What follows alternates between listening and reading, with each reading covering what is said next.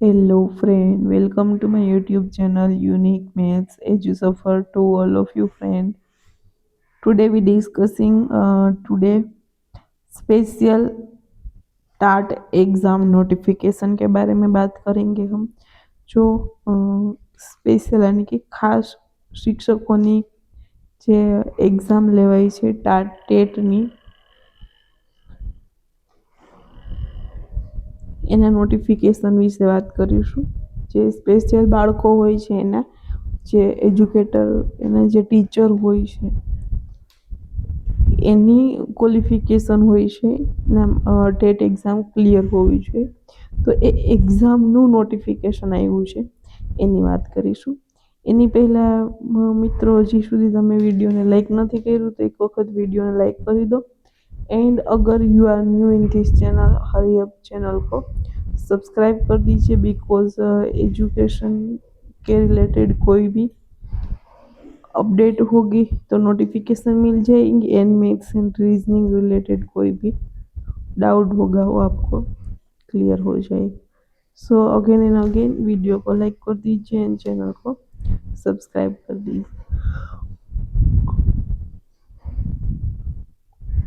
First बात करिए तो જે એક્ઝામ છે સ્પેશિયલ ટેટની એક્ઝામ એ રાજ્ય પરીક્ષા બોર્ડ ગુજરાત રાજ્ય ગાંધીનગર થ્રુ આ એક્ઝામ કન્ડક્ટ થાય છે। નિયામક શ્રી પ્રાથમિક શિક્ષણ જિલ્લા પ્રાથમિક શિક્ષણ સમિતિ અને નગર પ્રાથમિક શિક્ષણ સમિતિના નિયંત્રણ હેઠળની ઉચ્ચ પ્રાથમિક શાળાઓના દિવ્યાંગ વિદ્યાર્થીઓ માટે ખાસ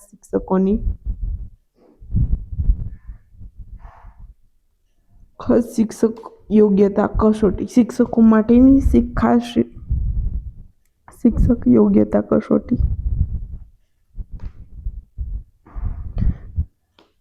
સ્પેશિયલ ટેટ 2025નું આ જે છે પરીક્ષાનું જાહેરનામું છે।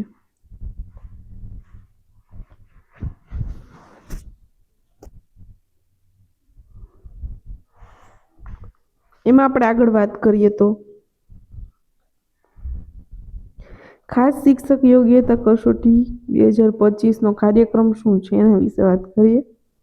અને બાકી તો એની અંદર જે છે ખાસ કયા પ્રકારના વિદ્યાર્થીઓ જે છે એ ખાસ વિદ્યાર્થીઓ ગણી શકાય સ્પેશિયલ સ્ટુડન્ટ્સ તરીકે એમની ગણતરી કરવામાં આવે એના વિશેની વાત છે। તો આ જે ટેટ સ્પેશિયલ ટેટ 2 એક્ઝામનો જે કાર્યક્રમ છે એને ડિટેલમાં જોઈએ તો બહારનામું જાહેર પડવાની તારીખ એટલે કે 31 જુલાઈ 2025ના રોજ આ જાહેરનામું જે છે નોટિફિકેશન બહાર પડી ગયેલ છે। ત્યારબાદ ઉમેદવારો માટે રજિસ્ટ્રેશન ફોર્મ ઓનલાઈન ભરવાનો સમયગાળો તો 8 ઓગસ્ટથી લઈ અને 19 ઓગસ્ટ સુધી જે પણ સ્ટુડન્ટ્સ કેન્ડિડેટ છે જે સ્પેશિયલ ટેટ 2ની એક્ઝામ આપવા માંગે છે એ સ્ટુડન્ટ્સ 8 ઓગસ્ટથી લઈ અને 19 ઓગસ્ટ સુધી પોતાનું ફોર્મ ભરી શકે છે। ઓનલાઈન ફોર્મ ભરવાનું છે। નંબર 3 કે નેટ બેન્કિંગ મારફતે ફી સ્વીકારવાનો સમયગાળો તો ફી સ્વીકારવાનો સમયગાળો જે છે એ 9 ઓગસ્ટથી લઈ અને 21 ઓગસ્ટ સુધી ઓનલાઈન ફી સ્વીકારવામાં આવશે। જે પણ ઓલ પ્રોસેસ છે ફોર્મ ભરવાની એ ઓનલાઈન પ્રોસેસ જ છે, ઓફલાઈન કશું છે નહીં। અને પરીક્ષાનો સંભવિત માસ તો સપ્ટેમ્બર યા તો ઓક્ટોબરની અંદર આ એક્ઝામ લેવાની છે। સપ્ટેમ્બર યા તો ઓક્ટોબરમાં એક્ઝામ લેવાની છે। ત્યારબાદ વાત કરીએ શૈક્ષણિક લાયકાતની વિગતો। તો શૈક્ષણિક લાયકાતની અંદર શિક્ષક વિભાગની અંદર 17/2/2023ના નોટિફિકેશન મુજબ ઉચ્ચ પ્રાથમિક શાળાઓમાં અભ્યાસ કરતા દિવ્યાંગ બાળકો માટે યાની કે ધોરણ 6 થી 8ના ખાસ શિક્ષકો સ્પેશિયલ એજ્યુકેટર માટેની શૈક્ષણિક લાયકાત નીચે પ્રમાણેની રહેશે. સો ફર્સ્ટ તો possess a bachelor degree from any of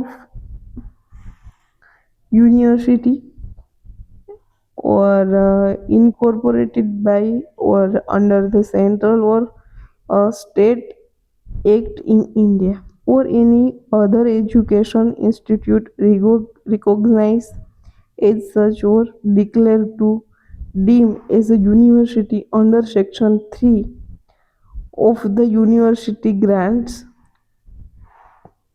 Commission Act 1956 or possess an equivalent qualification recognized as such by the government, and Bachelor of Education in Special Education obtained from institute recognized by Rehabilitation Council of India and with valid RCI CRR number. B.Ed with recognized qualification certified into diploma equivalent to bachelor or education in special education obtained from institute recognized by the Rehabilitation Council of India and with valid RCI CRR number. यानी कि जो आपका graduation है वो भी कोई well known recognise university में से होना चाहिए, डीम यूनिवर्सिटी नहीं होनी चाहिए, और आपका जो बैचलर ऑफ एजुकेशन है वो स्पेशल एजुकेशन में से होना चाहिए, यानी कि स्पेशल बीएड की डिग्री होनी चाहिए आपकी. स्पेशल एजुकेटर खास शिक्षक योग्यता कसोटी 2 એટલે કે સ્પેશિયલ ટેટ 2 માટેની શૈક્ષણિક લાયકાત તેમજ અન્ય બાબતો શિક્ષણ વિભાગના ઠરાવ તેમજ ગુજરાત સરકાર શ્રી દ્વારા વખત થતા ઠરાવને આધીન રહેશે. એટલે કે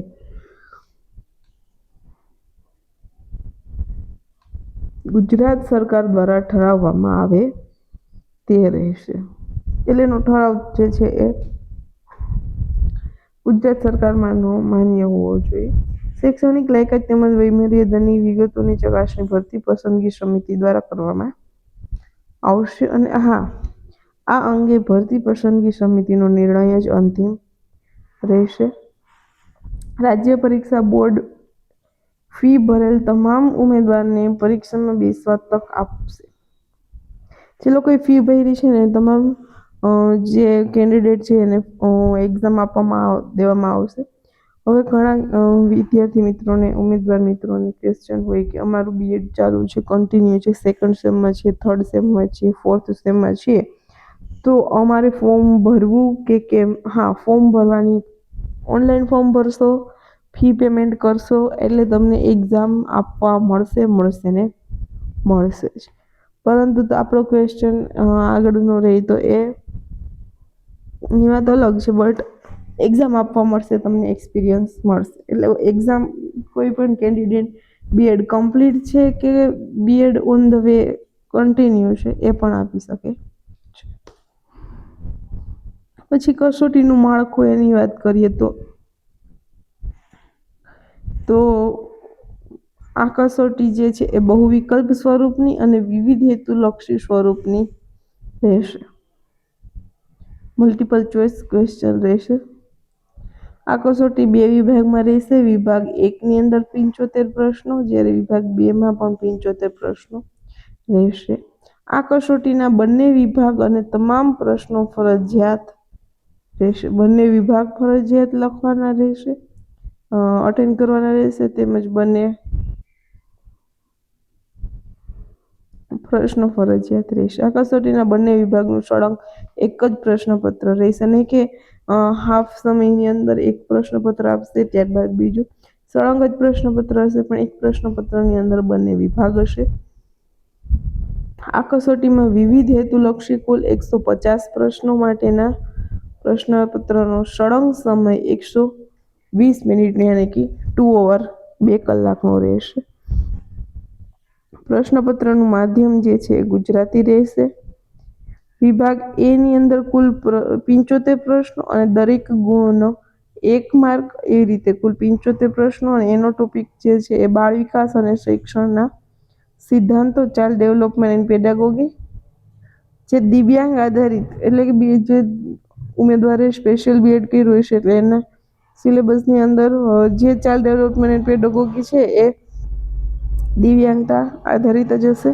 અને એને લઈને જે ટોપિક છે એ અહીંયા આપેલા છે, જેની અંદર reasoning ability, logical ability, teacher aptitude, data interpretation જેવી બાબતો પણ સમાવવામાં આવે છે. જે 75 માર્કનું CDP યાની કે ચાઇલ્ડ ડેવલપમેન્ટ પેડાગોગી હશે એની અંદર maths, reasoning are also including. ત્યારબાદ છે ભાષા, ગુજરાતી અને અંગ્રેજીના 25 પ્રશ્નો રહેશે, દરેકનો 1 ગુણ. એટલે ગુજરાતી અને ઇંગ્લિશ ભાષા મળીને 25 ગુણ રહેશે. જ્યારે 25 ગુણ CDPના હતા. ત્યારબાદ ભાષાકીય સજ્જતા અને વિદ્યાર્થીઓ સાથેના વર્ગ વ્યવહાર અને આંતરક્રિયાને લગતી સજ્જતાનું મૂલ્યાંકન ગુજરાતીમાં રહેશે. જ્યારે અંગ્રેજીમાં ભાષાના મૂળભૂત તત્વો, પ્રત્યાયન અને સાર અર્થગ્રહણની ક્ષમતાનું મૂલ્યાંકન કરવામાં આવશે. સામાન્ય જ્ઞાન, વર્તમાન પ્રવાહની જાણકારી 25 પ્રશ્નો, કરંટ અફેર, GK 25 પ્રશ્નો, દરેકનો 1 ગુણ એટલે કુલ 25 માર્ક થશે. આવી રીતે 75 પ્રશ્નો ભાગ 1 ના થયા. ત્યારબાદ ભાગ 2 ના 75 પ્રશ્નો હશે, દરેકનો 1 ગુણ, એ રીતે કુલ 75 ગુણ થશે. એમની અંદર થશે વિભાગ 2 માં સંયુક્ત રીતે ગણિત, વિજ્ઞાન, ટેકનોલોજી, ભાષાઓ, સામાજિક વિજ્ઞાન વિષયોના પ્રશ્નો પૂછવામાં આવશે. વિષયના પદ્ધતિશાસ્ત્ર અને વિષય વસ્તુનું વ્યવહારિક પ્રશ્નો દ્વારા મૂલ્યાંકન થશે. It means content and method થઈ અને તમારા 75 ગુણ થશે. તમારો જે વિષય છે એ વિષય રિલેટેડ કન્ટેન્ટ હશે અને કન્ટેન્ટ જે છે એ ધોરણ 6 થી 8નો અભ્યાસક્રમને ધ્યાનમાં લેવામાં આવશે. અને જે છે અધ્યયન અધ્યાપન પદ્ધતિ એ દિવ્યાંગતાને ધ્યાને રાખી અને પ્રશ્નો પૂછવામાં આવશે. અને દરેક પ્રશ્નનો 1 ગુણ રહેશે. આ કસોટી મૂલ્યાંકનમાં કોઈ પણ નકારાત્મક મૂલ્યાંકન રહેશે નહીં. પ્રશ્નપત્રનો અભ્યાસક્રમ જે છે એ શિક્ષણ વિભાગ દ્વારા વખતોવખત ઠરાવવામાં આવે તે મુજબનો જ અભ્યાસક્રમ રહેશે. ત્યારબાદ શૈક્ષણિક લાયકાત તેમજ વયમર્યાદાની વિગતોની ચકાસણી ભરતી પસંદગી સમિતિ દ્વારા કરવામાં આવશે. તમે ઓનલાઈન ફોર્મ ભરશો તો અહીં કશું તમારું વેરિફિકેશન થશે નહીં. પછી છે ભરતી પસંદગી સમિતિનો નિર્ણય જ અંતિમ રહેશે. અને રાજ્ય પરીક્ષા બોર્ડ ફી ભરેલ તેમજ તમામ ઉમેદવારોએ પરીક્ષામાં બેસવામાં તક આપશે. ફી ભરેલ હશે એટલે તમને એક્ઝામ આપવા દેશે. પરીક્ષા ફી જે છે એ SC, ST, SCBC અને PH એટલે કે ફિઝિકલ હેન્ડીકેપ્ડ જનરલ કેટેગરીના ઉમેદવાર, EWS કેટેગરીના ઉમેદવાર માટે પરીક્ષાની ફી 350 છે. જ્યારે સામાન્ય કેટેગરીના વિદ્યાર્થીઓ માટે પરીક્ષાની ફી 500 રૂપિયાની રહેશે. આ ઉપરાંત સર્વિસ ચાર્જ અલગથી રહેશે. કોઈ પણ સંજોગોમાં ફી જે છે પરત કરવામાં આવશે નહીં. અને ફી ભરવાની પદ્ધતિ જે છે એ ટોટલી ઓનલાઈન બેઝ રહેશે. અને ઓનલાઈન પેમેન્ટ ગેટવે દ્વારા, ડેબિટ કાર્ડ દ્વારા, net banking, credit card, UPI થી તમે ઓનલાઈન ફી ભરી શકો છો. અને જે પ્રિન્ટ એપ્લિકેશન ફોર્મની અને પે ફીની નકલ તમારે આગળ રાખવાની રહેશે. ઓનલાઈન પેમેન્ટ કરી અને જે તમને પ્રિન્ટ મળે તમારી આગળ રાખવાની રહેશે. જો પ્રક્રિયામાં કોઈ ખામી હશે તો સ્ક્રીન પર આપની ફી ભરેલ નથી તેમ જોવા મળશે. જે ઉમેદવાર ફી ડેબિટ થઈ છે અને રસીદ આવી રહી નથી તો કૃપયા કરીને થોડા સમય પછી તમે તો બીજા દિવસે રસીદ માટે તપાસ કરો. અને જો હજુ પણ રસીદ જનરેટ ન થઈ તો કૃપા કરીને ફરીથી ફી ચૂકવું એટલે ફી ભરી છે, પરંતુ છતાં પણ તમારે જે છે એ ફીની રિસિપ્ટ મળતી નથી, ડાઉનલોડ નહીં થતી. તો અને એ સિવાય પણ કોઈ પણ ક્વેરી હોય તો તમારે email ID number email ID આપ્યો છે કે ઓનલાઈન ફી ભરનાર ઉમેદવારે જો તેના બેંક ખાતામાંથી ફીની રસીદ કપાયા બાદ ફીની ઈ રિસિપ્ટ જનરેટ ન થાય તો ઉમેદવાર રાજ્ય પરીક્ષા બોર્ડનો ઈમેલ નંબર છે, ઈમેલ આઈડી જે છે GSEB21@gmail.com થી સંપર્ક કરવાનો રહેશે. અને રાજ્ય પરીક્ષા બોર્ડનો હેલ્પલાઇન નંબર પણ સાઇટ ઉપરથી મળી જશે. ત્યાં જઈને તમે હેલ્પલાઇન નંબર પણ તમે તમારો ક્વેશ્ચન સોલ્વ કરી શકો છો.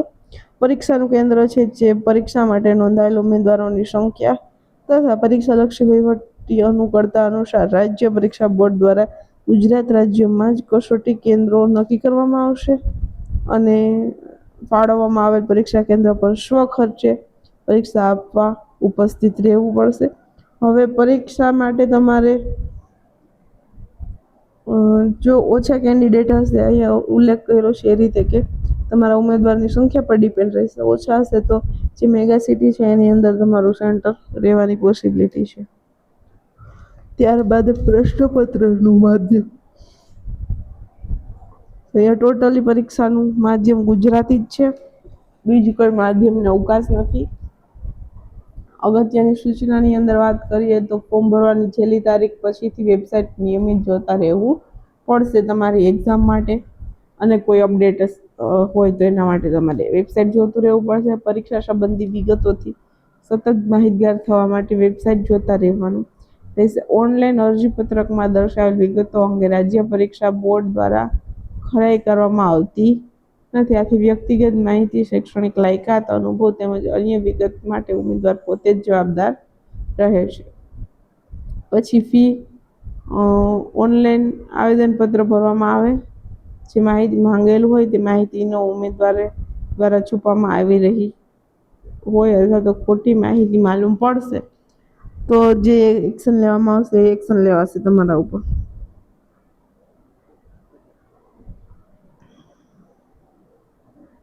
ત્યારબાદ આગળ વાત કરીએ તો કસોટીનું માળખું આગળ વાત કરી એ પ્રમાણે બહુ વિકલ્પ સ્વરૂપનું રહેશે, વિવિધ હેતુલક્ષી સ્વરૂપની હશે એક્ઝામ, MCQ બેઝડ રહેશે.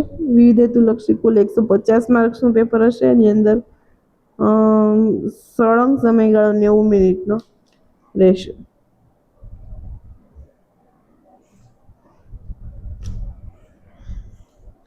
તેમાં વિભાગો અને તેના તમામ પ્રશ્નો ફરજિયાત રહેશે. વિભાગોનું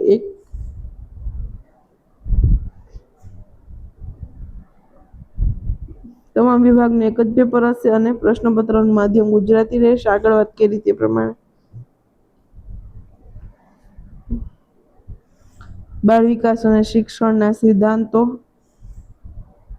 ના 25 માર્ક્સ, ભાષા અને અંગ્રેજી ગુજરાતીના 25 માર્ક્સ,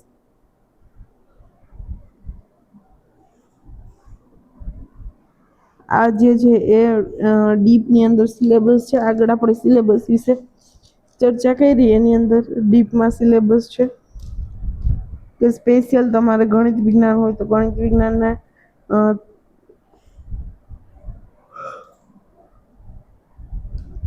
ગણિત વિજ્ઞાનનો કોન્ટેન્ટ રહેશે અને એના કેટલા પ્રશ્નો હશે, કોન્ટેન્ટ અને મેથડ થઈને.